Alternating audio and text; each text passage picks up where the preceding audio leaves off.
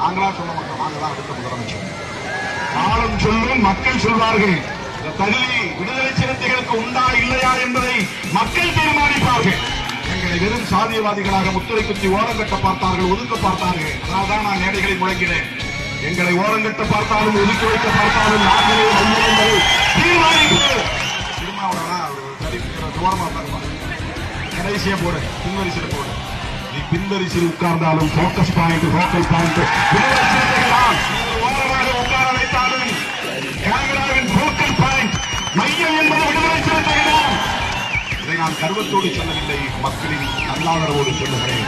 மக்களின் மீது வைத்திருக்கிற நம்பிக்கையின் அடிப்படையில் சொல்லுகிறேன். ஏனென்றால் எங்களுக்கு தற்காலிக ஆதாயங்களில் ஒருபோதும் ஈடுபாடு கிடையாது. இந்த நாட்டு மக்களின் நலன்கள் முக்கியம். சனாதன சக்திகள் தமிழ் மண்ணில் வேறொன்று ஒருபோதும் அனுமதிக்க மாட்டோம்.